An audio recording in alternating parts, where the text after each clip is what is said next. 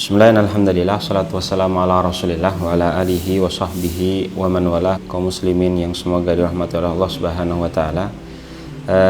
Di sini ada beberapa pertanyaan terkait dengan permasalahan puasa dan bulan Ramadan, yang akan kita bacakan pertanyaannya sekaligus nanti akan kita jawab. Bismillah. Pertama, Ustadz, pada saat shaum Ramadan ada beberapa wilayah yang karena beda ru'yah hilal akhir Ramadan di antara mereka, maka ada yang puasa 29 hari dan ada pula yang menggenapkannya 30 hari. Pertanyaannya, apakah dalam hal ini ada fadilah yang lebih antara yang puasa 29 hari dan yang berpuasa 30 hari? Dan jawabannya, secara pokok pahala puasa ini sama. Artinya syariat menjanjikan bagi orang yang puasa Ramadan akan diampuni dosanya. Man shoma ramadhana imanan wa ihtisaban ghufira lahu ma taqaddama min dambihi. Barang siapa yang puasa Ramadan dalam kondisi beriman, mengimani akan apa yang Allah janjikan dan mengharapkan janji tersebut, maka akan diampuni dosa-dosanya yang telah lampau. Wa taqaddama min dambihi. Ya, begitu juga pahala yang berupa masuk ke pintu surga melewati pintu Rayyan yang dijanjikan oleh Nabi sallallahu alaihi wasallam bagi orang yang puasa, dalam hal ini sama. Adapun secara otomatis maka yang berpuasa 30 hari ada kelebihan 1 hari, di situ dia melakukan puasa, di situ dia melakukan sahur, di situ dia melakukan berbuka, maka ya hal ini akan menjadi kelebihan bagi yang puasa 30 hari dibandingkan yang berpuasa 29 hari. Adapun pertanyaan yang kedua, Ustadz, bagaimana hukum orang yang tidak melakukan puasa Ramadan? Dalam hal ini ada perinciannya. Orang yang meninggalkan puasa Ramadan karena mengingkari kewajibannya, maka dia dinyatakan keluar dari Islam. Orang yang mengingkari kewajiban puasa Ramadan, artinya tidak melakukan puasa Ramadan karena menganggapnya tidak wajib, maka yang seperti ini hukumnya dia keluar dari keislaman, kecuali pertama kalau dia baru saja masuk Islam, yang kedua dia tinggal di tempat yang jauh, tempat yang terpencil, yang jauh dari akses keilmuan, maka yang kedua golongan ini akan diberikan uzur. Adapun yang tidak, maka mengingkari kewajiban puasa Ramadan bisa mengeluarkan seseorang dari keislaman. Adapun kalau orang yang meninggalkan puasa semata-matanya karena rasa malas, maka yang seperti ini dia dikategorikan sebagai orang yang fasik. Dan nanti kalau ada pemerintahan Islam, maka dia di siang harinya dipaksa untuk tidak makan dan tidak minum, supaya secara zahir dia juga merasakan apa yang dirasakan oleh orang yang berpuasa. Adapun pertanyaan yang ketiga, Ustadz, apa yang dimaksud dengan wahdatul matla' dan ta'addudul matali'? Wahdatul matla' itu kesatuan matla', yaitu daerah-daerah yang mana terbitnya matahari dan tenggelamnya matahari itu di waktu yang sama. Itu namanya wahdatul matla'. Adapun ta'addudul matali', maka dua daerah yang mana waktu terbitnya matahari dan waktu tenggelamnya matahari di waktu yang berbeda. Itu yang dimaksudkan dengan wahdatul matla' dan ta'addudul matali'. Adapun jarak, radius ta'addudul matali' yang disebutkan oleh para ulama dikategorikan masih satu matla' itu ketika jaraknya kurang lebih 126 km. Ya, 126 km ini masih dikategorikan dalam satu matla'. Adapun lebih daripada itu bisa jadi masih satu matla' dan bisa jadi sudah berbeda matla'nya. Yang keempat, ya Ustadz, bagaimana cara menetapkan puasa Ramadan? Ketetapan puasa Ramadan untuk keumuman kaum muslimin itu ada dua cara. Yang pertama dengan menggenapkan bulan Sya'ban 30 hari ketika hilal belum terlihat, hilal Ramadan belum terlihat. Sedangkan yang kedua adalah dengan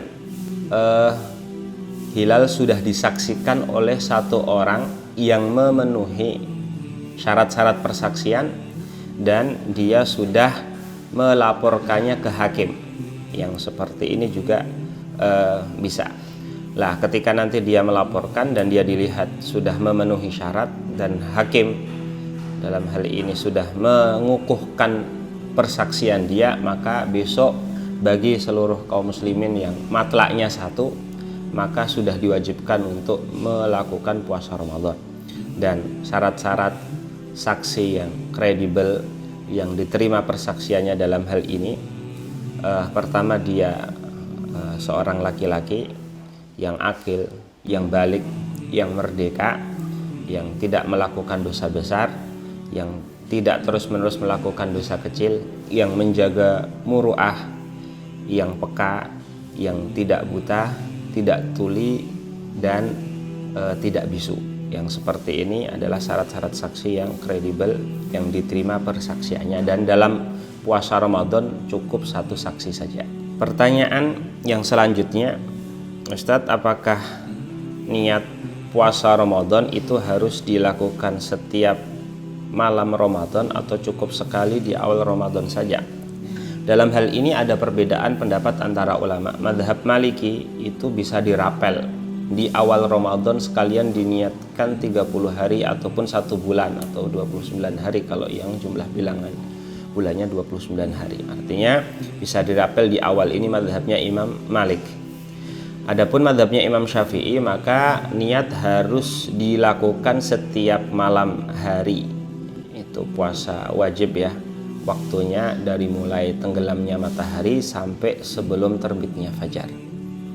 Bagi orang yang belum meniatkan untuk melakukan puasa Ramadan di antara waktu tenggelamnya matahari sampai sebelum terbitnya fajar, maka esok harinya puasanya dianggap tidak sah bagi dia. Ya, adapun puasa sunnah maka waktunya lebih longgar lagi karena waktunya memanjang sampai sebelum tergelincirnya matahari. Artinya kalau mungkin di pagi hari seseorang tidak mendapati makanan di rumahnya, dia masih boleh untuk meniatkan puasa sunnah dengan catatan dia belum melakukan pembatal puasa sebelumnya, karena secara waktu lebih longgar dari mulai tenggelamnya matahari sampai sebelum tergelincirnya matahari hari esok, itu masih diperbolehkan untuk meniatkan puasa sunnah. Seperti itu. Pertanyaan selanjutnya, Ustadz, apakah orang yang sengaja menjatalkan puasanya di siang hari bulan Ramadan, maka setelahnya mereka diperbolehkan untuk makan dan minum? Artinya di sisa harinya apakah diperbolehkan untuk makan dan minum? Orang yang sengaja membatalkan puasa Ramadan di siang hari, maka setelahnya dia tidak diperkenankan untuk makan dan minum. Meskipun hari itu dianggap tidak sah bagi dia, maka dia harus tetap untuk menjaga diri dari makan dan minum dan hal-hal yang dilakukan oleh orang yang berpuasa. Adapun pertanyaan selanjutnya, Ustadz, apa yang dimaksud dengan kafarah uzma? Kafarah uzma adalah kafarah berat yang dibebankan oleh syariat bagi laki-laki yang menggauli istrinya di siang hari bulan Ramadan. Bagi seorang laki-laki yang menggauli istrinya di siang hari bulan Ramadan dalam kondisi sukarela, dalam kondisi tidak terpaksa, dalam kondisi ingat, maka dia dibebankan untuk melakukan yang namanya kafarah berat atau kafarah uzma, yaitu dia membebaskan budak yang muslim. Baru kalau dia tidak mampu, dia dibebankan untuk puasa 2 bulan berturut-turut. Baru kalau dia tidak mampu, nanti dia dibebankan untuk memberikan makanan yang biasa diberikan di saat zakatul fitr, zakat fitri, ya, kurang lebih 1 mud, yaitu antara 600 sampai 750 gram kepada 60 orang miskin atau orang fakir. Ya, dalam hal ini harus diberikan, tidak cukup kita mengundang 60 orang miskin atau 60 orang fakir untuk makan di rumah kita, ini tidak cukup. Dan sekali lagi, kafarah itu hanya dibebankan kepada pihak laki-lakinya saja dan tidak dibebankan kepada pihak perempuannya. Pertanyaan selanjutnya, Ustadz, apakah onani membatalkan puasa? Ya, onani membatalkan puasa menurut mayoritas ulama. Mayoritas ulama berpendapat bahwasanya onani mengeluarkan mani selain dengan cara jima itu membatalkan puasa. dikiaskan atau dianalogikan dengan berjima. Artinya kalau berjima yang tidak keluar maninya saja itu sudah bisa membatalkan puasa, apalagi kalau orang sengaja mengeluarkan mani, maka ini lebih dihukumi membatalkan puasa. Adapun dengan muntah, yang di sini ditanyakan bagaimana dengan muntah? Muntah itu sendiri ada perinciannya. Orang yang muntah dengan sengaja maka puasanya batal. Adapun kalau tidak sengaja muntah, maka pada asalnya puasanya tidak batal kecuali kalau bekas muntahannya tertelan lagi, atau tidak tertelan lagi tapi sebelum kumur-kumur dia kembali menelan ludahnya meskipun sudah tidak terasa muntahnya lagi, maka yang seperti ini puasanya dianggap batal. Dan juga mungkin perlu kita ingatkan juga termasuk orang yang mungkin gusinya berdarah atau apa, maka dia harus kumur-kumur. Karena kalau dia tidak kumur-kumur, meskipun nanti dia menelan ludah yang ditelan itu sudah bening, artinya tidak ada bekas darahnya lagi, maka puasanya bisa batal. Karena ludah tadi itu meskipun sudah tidak ada warna darahnya, tapi dihukumi mutanajis, terkontaminasi dengan najis, maka harus dibersihkan terlebih dahulu dengan air. Seperti itu.